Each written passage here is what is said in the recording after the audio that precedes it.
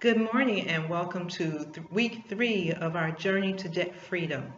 I hope in this past week you have been journaling everything that you do, everything that you're spending your money on, and starting to see some patterns that maybe you want to change. This is about a transformation from your old way of life and a journey toward a new way of thinking, a new lifestyle, and changing your spending patterns from spending on stuff to spending essentially is tough. It's not easy. It was something that took me a really long time to do. And so I'm hoping that the journaling each day is helping. That journaling you saw in the life plans you got is not just on finances. Some of it's on health. Some of it is on relationships. Some of it's on spiritual. So I hope that the journals that you got from me gave you some ideas, and I'm hoping that you are journaling financially every penny that you're spending.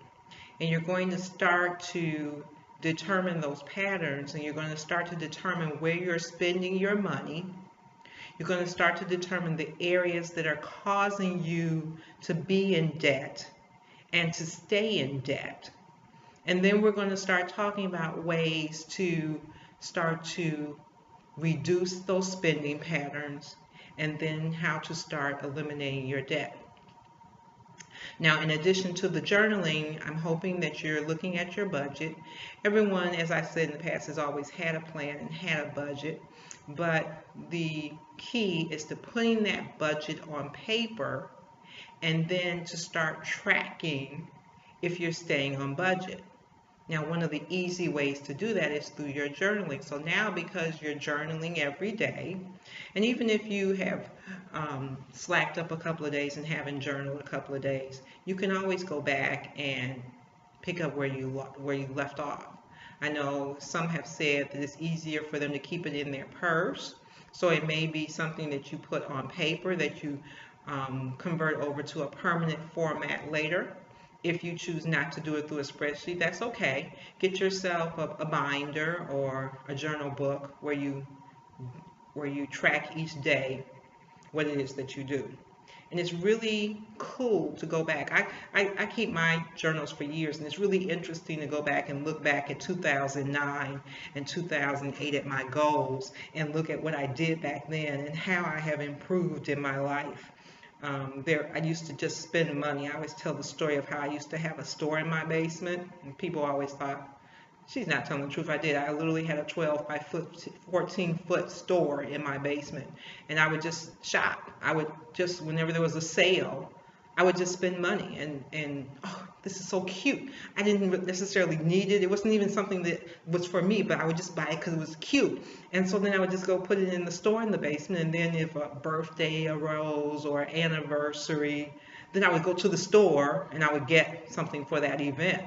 And then what would start to happen is people would call me up and say, Sheila, I'm going to a birthday party for an 8-year-old. What do you got? And I'm like, girl, come on over. I got something down in the store. Well, it took me years to decrease the inventory in my store and to stop spending. But once I started journaling and looking at how much money I was spending for my private store, I just stopped. I just totally stopped doing it. So part of this journaling process is to get control of your finances, take control of your life, and also to see your patterns, because a lot of us don't even realize what we spend money on. You know, some people have looked and seen how much money they spend at Starbucks, and I've said to them, so now you want to go from a debt creator to an investor. Invest in Starbucks. If Starbucks is that fabulous, then maybe you want to start investing in that. So start with your budget. You need to put it very detailed, and the goal is at the bottom of your budget to have a positive net income. So if you have negative net income starting off with your budget, you know that we have some work to do.